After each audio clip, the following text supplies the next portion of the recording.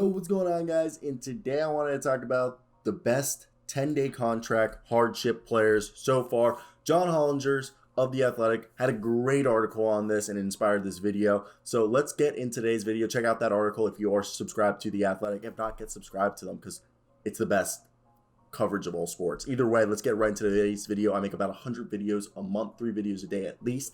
And let's talk about the best NBA all hardship teams, okay, or players. We can call it all hardship. First off, shout out to Hassani Gravit of the Gamecocks, okay, who plays for the Orlando Magic, but he played for South Carolina. Admiral Schofield, Freddie Gillespie, okay, Tim Frazier, Aleem Ford, BJ Johnson, all went up for the Orlando Magic and each at least played 13 minutes so far for this season. That is wild, okay? But those aren't the guys we're going to be talking about today. You guys already saw in the little roll. Let me hear your thoughts down below. Did I miss out on anybody on my list that you guys think should be worth noting? If not, let me hear what you guys think of those players. Like and subscribe. Let's get right to it. Lance Stephenson, he played for Atlanta, and those games were forgettable. 6 games. Ugh, we don't even want to think about it. But Lance Stephenson was gone. He played in China. It was weird. And he was in the G League showcase, and it was looking like he hadn't really lost his step, okay? And Stevenson still has his weaknesses, and it isn't for everybody, but his shot creation off the bench is exactly the type of thing the protocol ravaged rosters needed, like the Indiana Pacers, okay? Once he went to Indiana, he had that 20-point first quarter eruption against Brooklyn, and then he has had 60 points and 20 assists in the last 3 games since Indiana has opened up a roster spot, assuming that he'll be right back. He's going to be there for the rest of the season. I think they want him, even though they're tanking. I really think Lance Stephenson, if he's not there, somebody's picking him up. And I could see the Brooklyn Nets. If Indiana's not keeping him, I could see a team like the Nets, Clippers, a team that has a coach who knows how to utilize him correctly. Next up, I mentioned him earlier, Hassani Gravit. He's played 171 minutes for Orlando. And despite having more shot creation being asked from him when he's not really a shot creator, he's done a reasonable job, okay? He's a solid defender, but he's made 11 of 26 three-pointers, and he's played a huge role in the Orlando Magic's win against the Atlanta Hawks, okay? And yes, he's back in Lakeland for the G League team for the Orlando Magic, and he had 19 points in his first game back on Tuesday. So I assume he'll get another 10-day call if they have another outbreak, and he could get a roster spot. Next up, Davon Reed. Okay, Devon Reid got this hardship the old-fashioned way, okay, because of injuries. The Nuggets have been decimated by injuries, and if you aren't following the Denver Nuggets, you would think, oh, this team's still good. Same team they've been since they made it to the Western Conference Finals against the Los Angeles Lakers. But nah, this team, they don't even have MPJ or Jamal Murray right now, and hopefully Jamal Murray returns soon. MPJ seeming like he could be out for the season or at least till the playoffs. Davon Reed has came in and been one of their respectable wings and has been signed for the rest of the year. He's on a 2-way contract, okay? And he's been a mainstay in the Nuggets wing rotation. He's played 233 minutes this year and most of any other hardship player. And he has this energetic hustle play, and he has yielded 9.6 rebounds and 3.2 steals per 100 possessions. Insane. Now, Malcolm Hill of the Atlanta Hawks. Malcolm Hill has been one of the best players in the G League, and he's been very solid, okay? And he has 4 steals in 46 minutes and 17 points on 8 shots. So, he's playing pretty well, but he did fall victim to the health and safety protocols.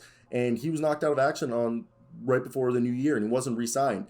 And he's a 6'6" wing who has a 19.1 PER and shot 40.2% from 3 in 14 games for the Birmingham G League affiliate of the Hawks before he was called up. So if they get another breakout, Malcolm Hill could be a guy you start to see become a good role player for NBA teams in the future.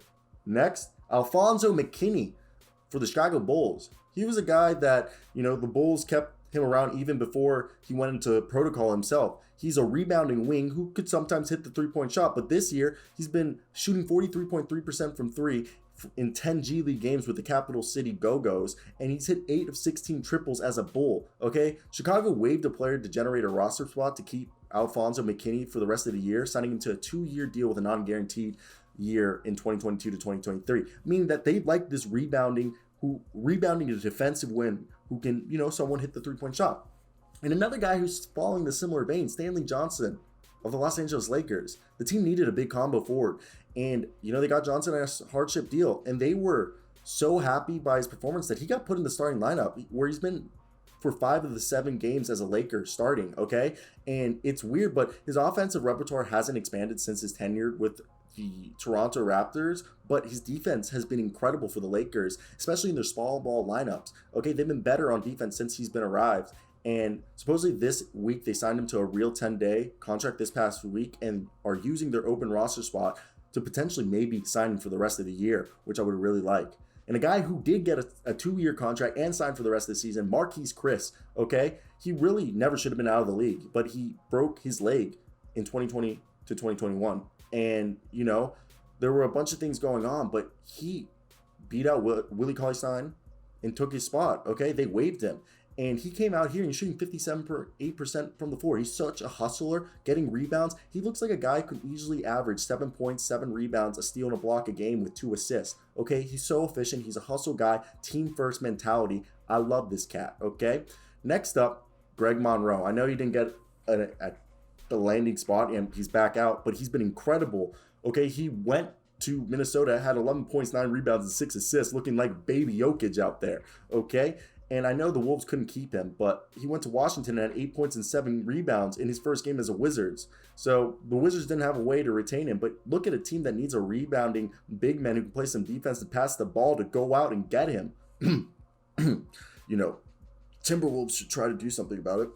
Next up, Gary Clark. We always knew he was a good defender, and he struggled to carve out a role as a role player because of his limited offensive skills. But in New Orleans, he's finally been able to hit the three-point shot, making 12 of his 23 attempts while being a superb defender. And he's became a guy who's operated as a specialist. He's only taken 3 2-pointers in 10 games. So he's basically just shooting threes, playing great defense just as a reserve. And he's been signed to a 2-way deal. So good snaps for him. And yes, Kyle Guy has been on a 2-way contract for Sacramento for the last 2 years. But this year, he's been putting up points. He had 17 points, 4 assists, and 3 steals. And he's just shooting the 3 ball like I don't think anyone was ever expecting this cat to do. So kudos to him for what he's been able to do.